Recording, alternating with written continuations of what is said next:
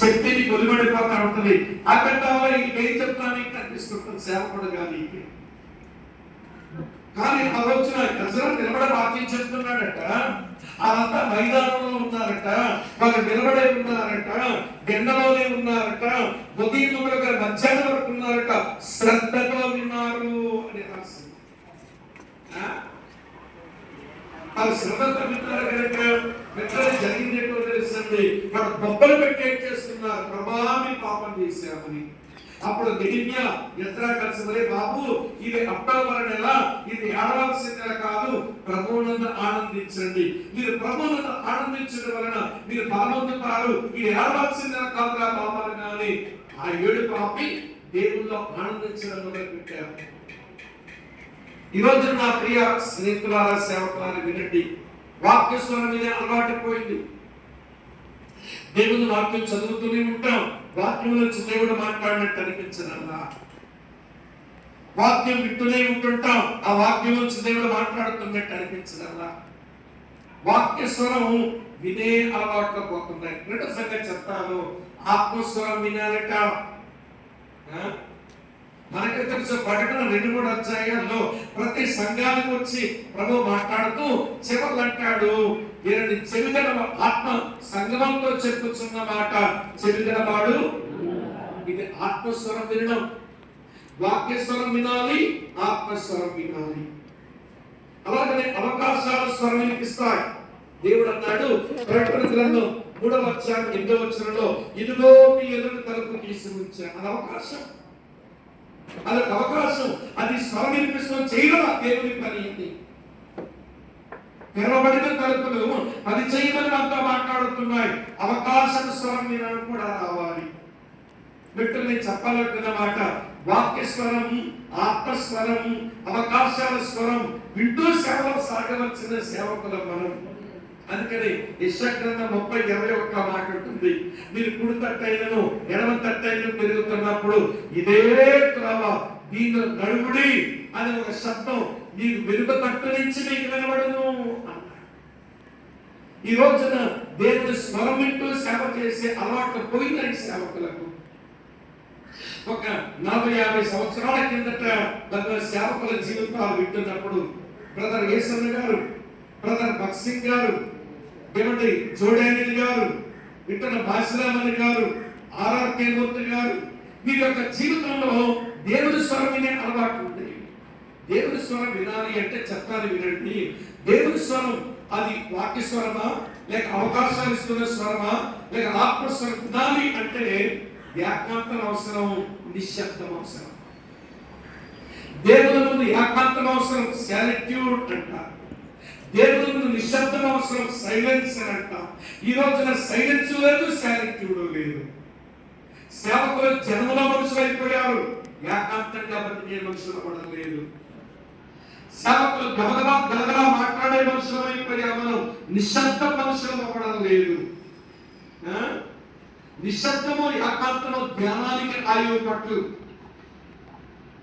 నిశ్శబ్దంగా ఉండలేని సేవకుడు, ఏకాంతంగా ఉండలేని సేవకుడు ధ్యానించే కళ అనుభవించలేడు.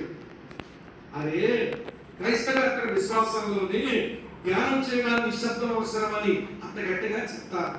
నేను యేసు ప్రభువు నమ్మకం వరకు నా పాత విశ్వాసంలో నేను ఉన్నప్పుడు కన్యాకుమారి సముద్ర పొడ్డ నుంచి ఒక 12 నిమిషాలు ప్రయాణం చేస్తే ఆ లోపల కొండ మీదకి వెళ్తాం. అక్కడ స్వామి వివేకానంద రాక్ అని ఉంటుంది. ఎప్పుడైనా పోతే చూడండి, సముద్రం లోపల ఉంటుంది. అక్కడ ఒక రోజు వాలంటీర్గా పనిచేసా. యేసు ప్రభు నమ్మకం ఉంది, నమ్మిన తర్వాత అనుకోలేదు. యేసు ప్రభు నమ్మకం వరకు అక్కడ వాలంటీర్గా పనిచేసా. నా డ్యూటీ ఏంటంటే డివోషన్ హాల్ దగ్గర, మెడిటేషన్ హాల్ దగ్గర మా డ్యూటీ వేసినప్పుడు మా డ్యూటీ ఏంటంటే అక్కడ నిలబడి ఎవరైనా వస్తే ఇట్లా మాట్లాడకూడదు. నా దాటకు 10 అడుగులు మరొకడు ఉంటాడు, వాడంటాడు అక్కడ 10 అడుగులు దాటే మరొకడు ఉంటాడు, వాడంటాడు.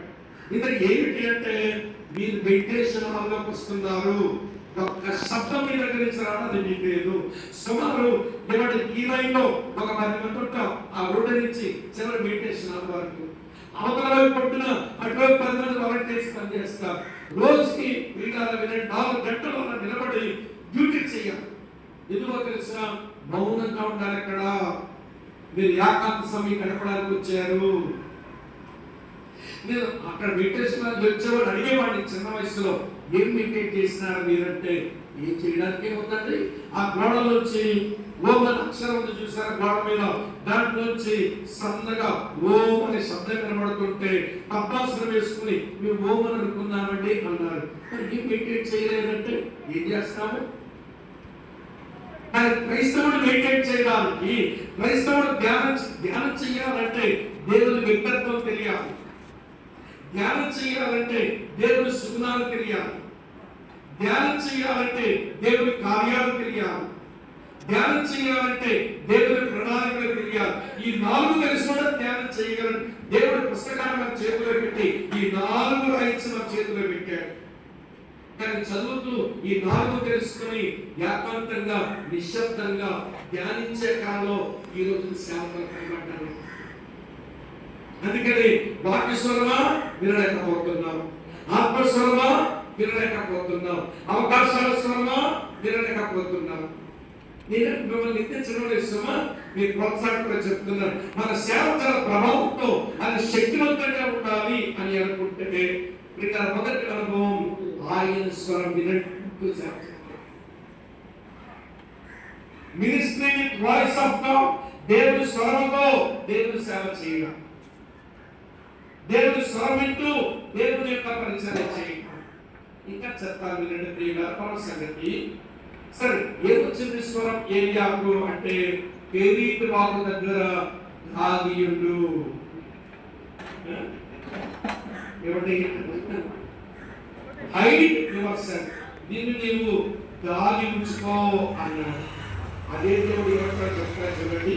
అదే 18వ అధ్యాయంలో, రాజుల మంత్రి గ్రంథం 18వ అధ్యాయంలో చదువుతాను చూడండి. 1-2 వచనం. అనేక దినములైన తర్వాత 3వ సంవత్సరం